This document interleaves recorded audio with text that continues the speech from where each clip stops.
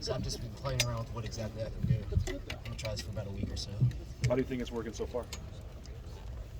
Plenty of good comments so far. I mean, I don't know. I got to FaceTime my mom. She'll probably freak out, but I don't care. Well, she'll see all these videos. So. Oh yeah, she's gonna be pissed when she sees them.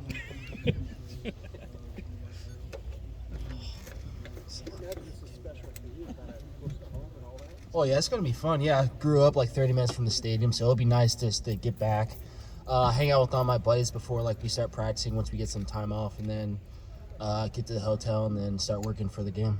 Was Georgia what you considered? Oh yeah, definitely. I mean, homeschool state. I know a lot of the guys there. Had a lot of friends go there, both students and players. So yeah, it was definitely up for consideration. But I decided to come here. Still trash talking started? No, I don't. I'm not really a trash talk guy, so no. Still, how much have you had to turn down anybody with tickets yet? Oh, it's been a war. It's been an absolute war getting tickets. I mean, it's usually a frenzy, but now this is the first time I really had to put myself out there, try to get some myself, and it's hard. It's hard work. So you kind of empathize with fans now trying to get tickets too? I do. It's a struggle. I mean, like, I don't know how they deal with it. Like, I'm going around trying to find tickets for all my family and stuff, and it's a pain in the ass. Yeah. Steele, when you just look back at the Michigan game, what do you think it is that maybe didn't work for your defense but had worked to that point?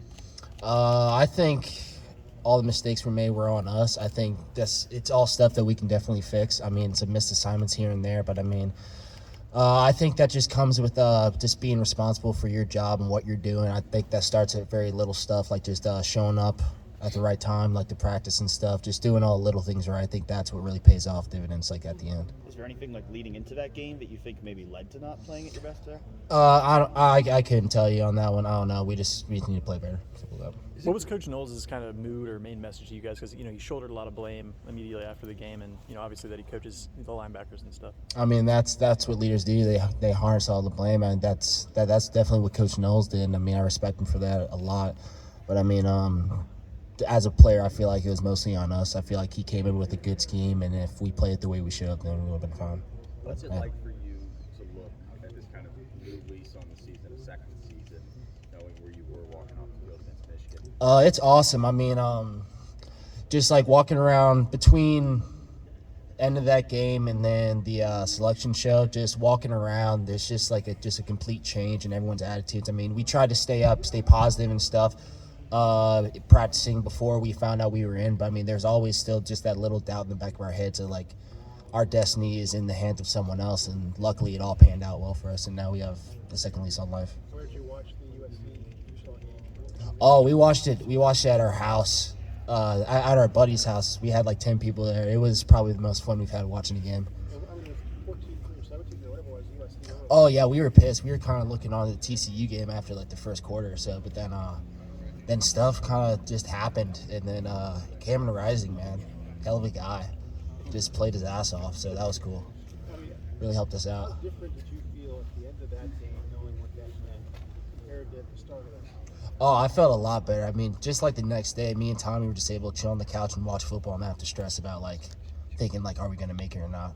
So it was just a big load off whenever we watched that game. Were you hoping that you would play Michigan in the first round, or?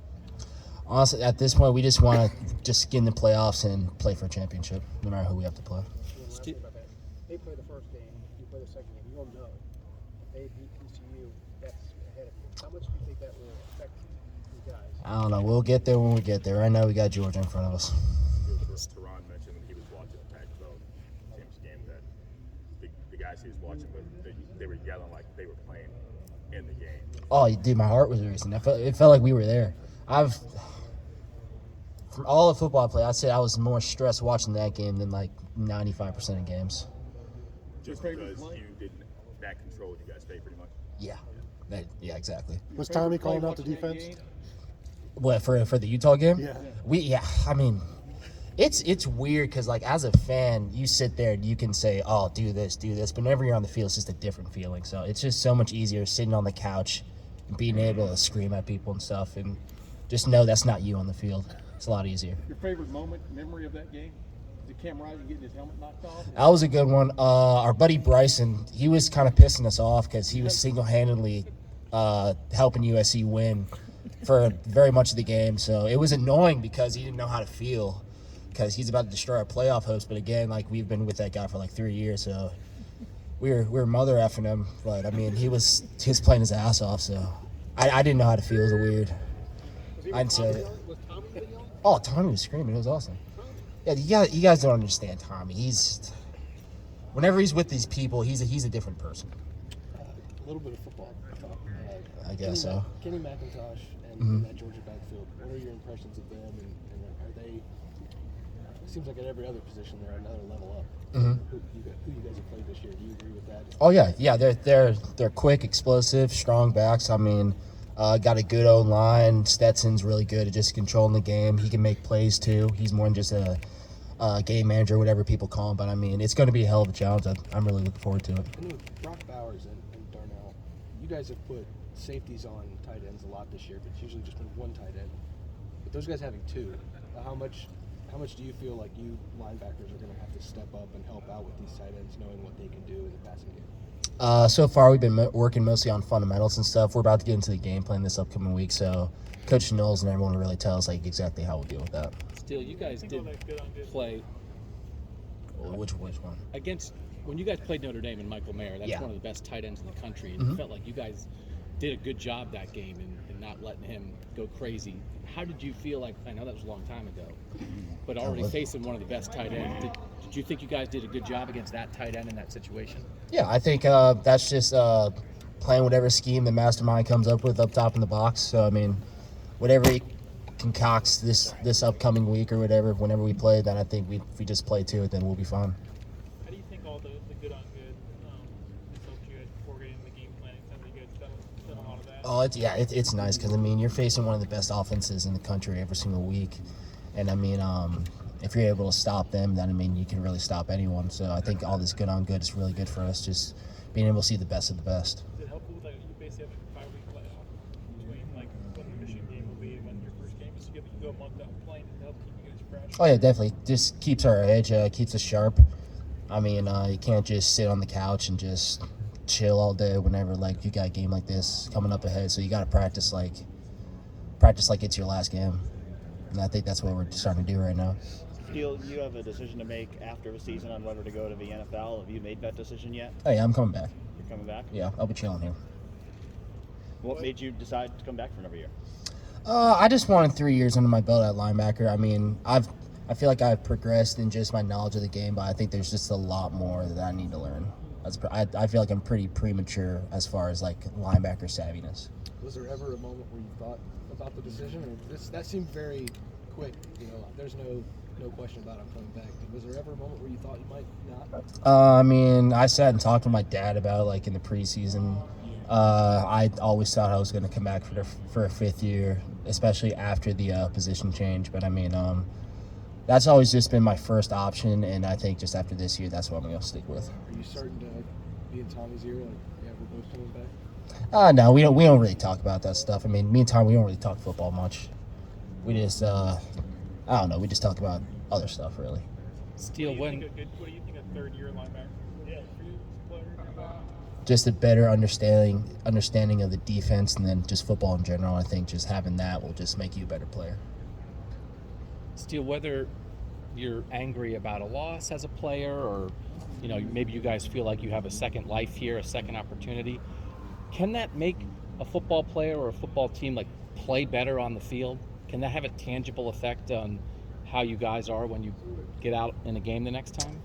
Yeah, I think it does. I think it just puts a chip on your shoulder. Right before practice, Coach Day was talking about the former national championship teams. He was talking about 2002, they were underdogs to Miami.